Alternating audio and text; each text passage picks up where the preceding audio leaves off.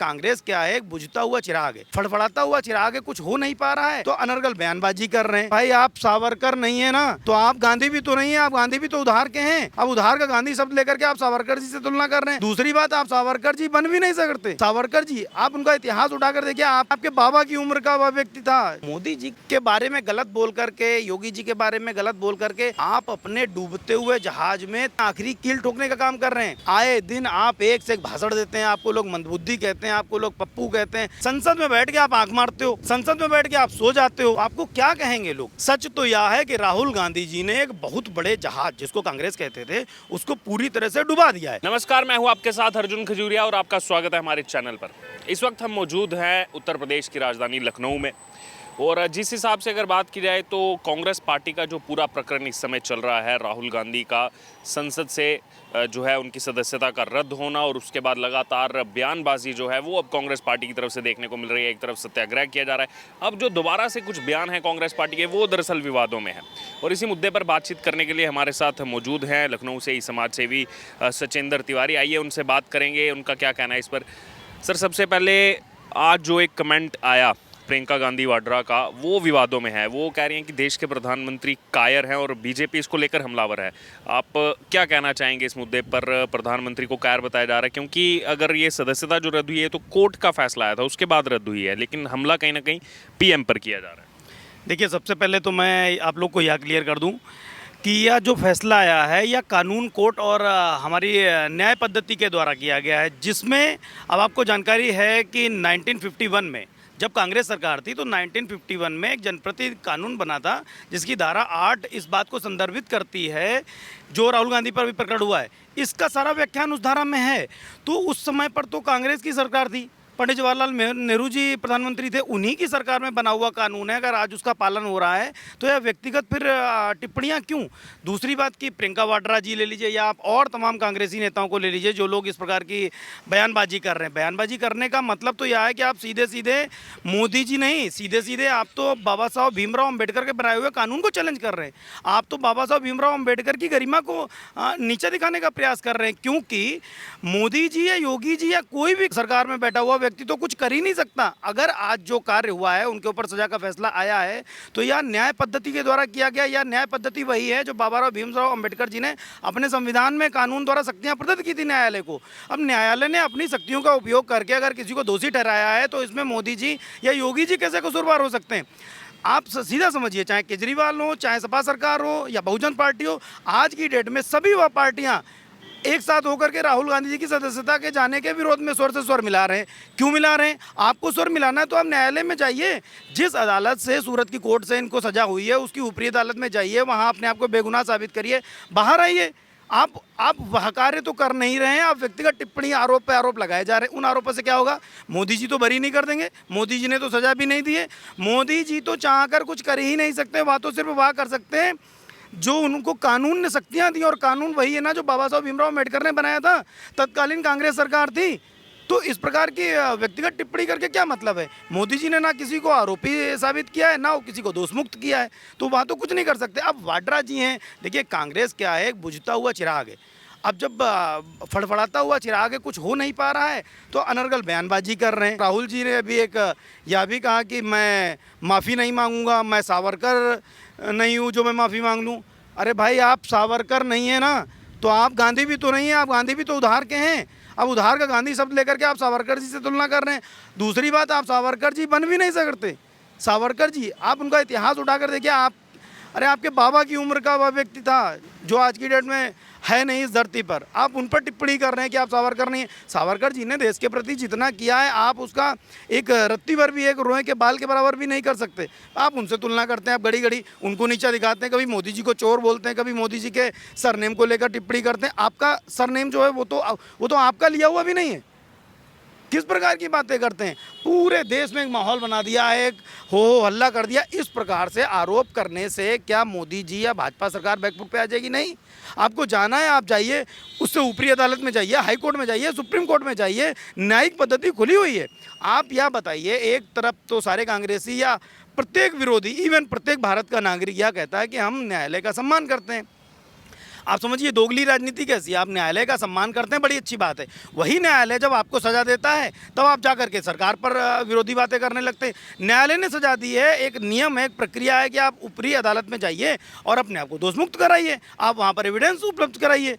आप अननेसेसरी दूसरों पर, बात तो वही हुई कि धोबी का कुछ कर ना पाओ और गधे के कान उखाड़ो, ये तो वो वाली बात होने लगी कि आप न्यायालय पद्धति के दृष्टिकोण से जाकर के न्यायालय के द्वारा आप अपने को दोषमुक्त करिए। अननेसेसरी बयानबाजी है आज की डेट में पूरा। अभी मैं केजरीवाल जी का भाषण सुन रहा था, बोल रहे हैं कि मोदी जी ने ये कर दिया वो कर दिया। अरे मोदी जी क्या करेंगे? मोदी जी ने कहा था कि आप मोदी सरनेम को लेकर के ऐसा आपत्तिजनक भाषण दीजिए जिसके अगेंस्ट में आप पे केस होगा और फिर न्यायालय आपको सजा सुनाएगा। मोदी जी का न्याय पद्धति में क्या है? देखिए, न्यायपालिका एक स्वतंत्र है, न्यायपालिका स्वतंत्र रूप से कार्य करती है। उसके लिए मोदी जी, राहुल जी, अखिलेश जी, योगी जी सभी एक ही पल्ले के, एक ही बराबर हैं। वो कभी किसी में भेदभाव नहीं करती है। दोष आप पर सिद्ध हुआ है, आप दोषी करार दिए गए हैं, आपको सजा हुई है। जनप्रति कानून जो आपके समय पे बना था 1951, उसकी धारा 8 आपको इस बात से संदर्भित कर रही है कि अब आप संसद की सदस्यता नहीं ले सकते। तो उसमें मोदी जी का क्या कसूर है? और अभी आप जाइए ऊपरी अदालत से अपने को दोषमुक्त कराइए, आप वापस संसद में जाइए, इसमें गलत क्या है? अननेसेसरी बयानबाजी। और मोदी जी के बारे में गलत बोल करके, योगी जी के बारे में गलत बोल करके आप अपने डूबते हुए जहाज में, ताबूत में आखिरी कील ठोकने का काम कर रहे हैं। आप उस वे में चलिए जिस वे से सत्ता में आया जाता है, ना कि अनर्गल बयानबाजी करके। आए दिन आप एक से एक भाषण देते हैं, आपको लोग मंदबुद्धि कहते हैं, आपको लोग पप्पू कहते हैं। क्या आप किस वंशावली से हैं और आप कहाँ पर पहुँच गए? ये जो आपने जिक्र किया पप्पू वाला, इसको लेकर प्रियंका गांधी फिर बोले आज, वो कह रही हैं कि बीजेपी वाले इनको पप्पू पप्पू कहते रहते हैं लेकिन उनको पता ही नहीं लगा, सच्चाई उन्होंने देखी नहीं। और ये जिसको पप्पू कह रहे हैं वो तो भारत जोड़ो यात्रा उसने निकाल दी इतनी लंबी। अभी भारत जोड़ो यात्रा का रिजल्ट क्या है वो आपके सबके सामने है। उसमें भी अननेसेसरी बयान। कभी इनको 2 लड़कियां मिल जाती हैं जिनके साथ शोषण हुआ होता है, जब सरकार उनसे ब्यौरा मांगती है कि भैया ब्यौरा दीजिए, तब वो अभी उपलब्ध नहीं करा पाते। रही बात पप्पू की, तो देखिए अब मोदी जी को चोर चोर चोर पूरा विरोध चिल्लाने लगा, तो कहने से तो चोर नहीं हो गए, आप रहे होगे पप्पू, आपकी बातें पप्पू जैसी होंगी तो आपको बुरा लग रहा है। फिर आपकी बहन तो पक्षधर करके आपका सपोर्ट नहीं कर सकती है ना कि वो उनके सहयोग से आप पप्पू ना होकर के आप प्रधानमंत्री बन जाएंगे। प्रधानमंत्री बनने के लिए प्रधानमंत्री की क्वालिटी चाहिए, गुण चाहिए, वहाँ तो आपके हैं नहीं। आप अपनी सीट, तो वह सीट जो आपकी पैतृक सीट थी वह तो बचा नहीं पा रहे हैं। अननेसेसरी बयानबाजी। भारत जोड़ो यात्रा आप उठा के देख लीजिए, भी आने वाले चुनाव में उसका रिजल्ट मिल जाएगा। वह सारी पार्टियां जिनको ये साथ लेकर के चलने की बात कर रहे थे वह खुद अलग अलग जा रही हैं। ममता जी अलग राग अलाप रही हैं, अखिलेश यादव अलग जी अपना लिए बैठे हैं, मायावती जी अपना लिए, केजरीवाल जी वो समर्थन नहीं करना चाह रहे हैं, सभी के सभी प्रधानमंत्री बनना चाह रहे हैं। कैसे होगा? भारतीय जनता पार्टी एक समूह है, यहाँ पर कोई एक दूसरे की टांग खींचने वाला नहीं है, इसलिए जनता पार्टी की सरकार चल रही है।